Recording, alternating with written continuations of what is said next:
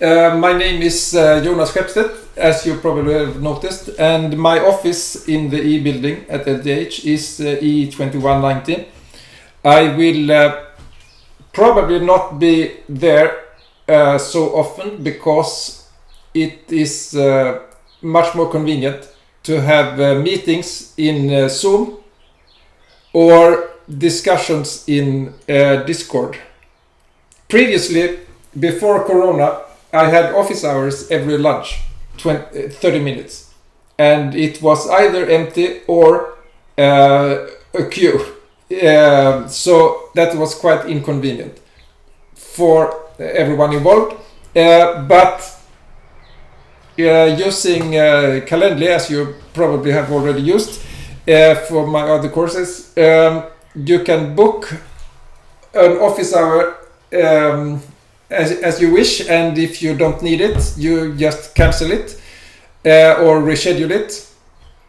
There you will also be able to record a time for the oral exam, and you should be sure that it doesn't annoy me the very least, even if you would reschedule your exam 1000 times.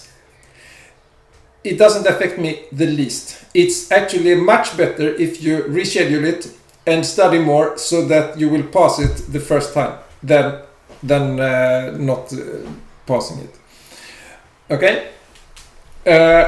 So the labs will be online using Discord, and there will be chat channels, text channels, so that you can ask questions there if you prefer that instead of Zoom that you book through this Calendly. And it's of course nice if you answer other students' questions there as well. All relevant files will be found using the link to Tresorit. Tresorit is a Swiss distributed encrypted file system.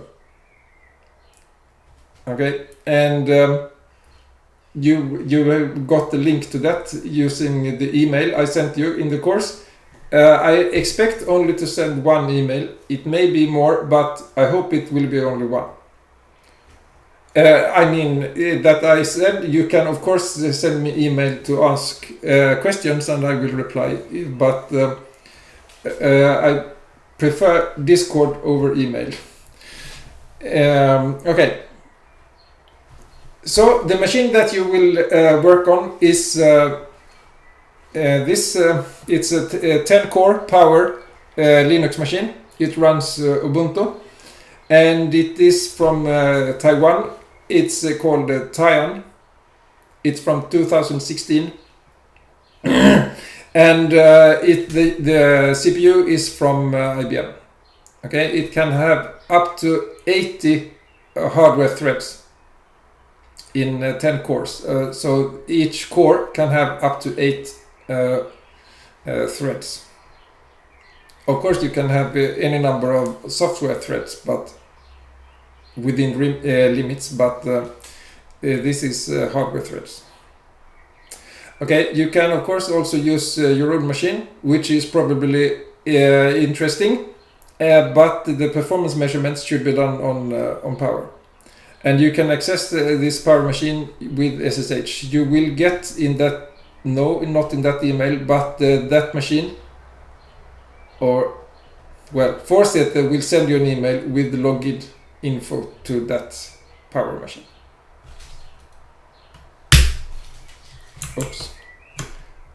Okay, so the lectures, this is the plan. And first, today, introduction to multi-core programming.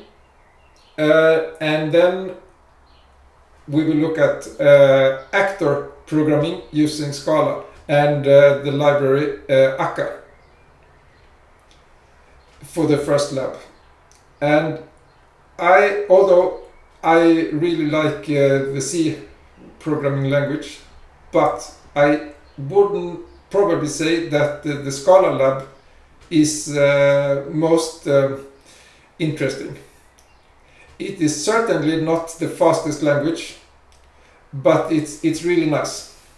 And what you will observe is that actors, the programming model, is really similar to how parallel machines work, namely how the different CPUs and caches and memory controller send messages to each other. So it's really good to have used akka. I mean, to have used the actors in that sense. Okay, then we will look at multi-core architectures.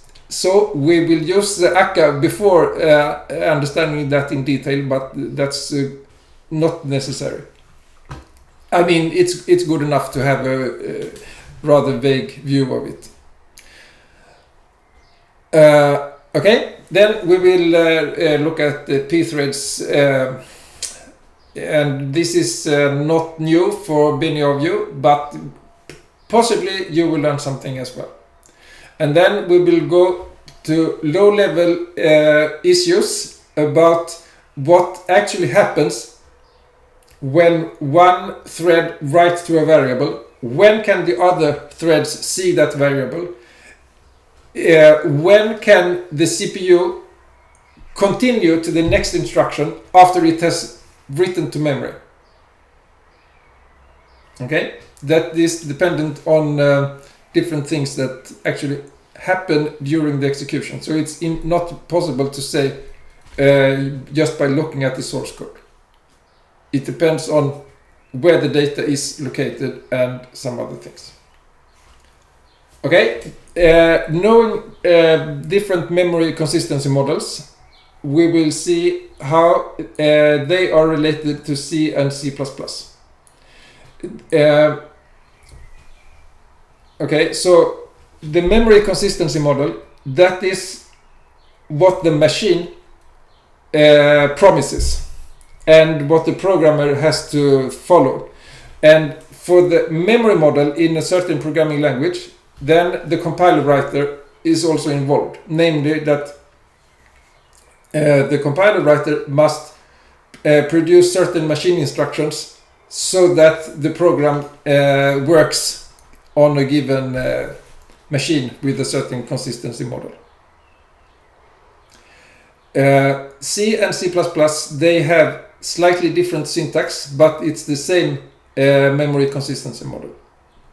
And the reason for that is that the C committee wanted to have something called sequential consistency, which is quite slow. And then some protested and they switched to basically just copy the memory model from C++, and that was a really good thing.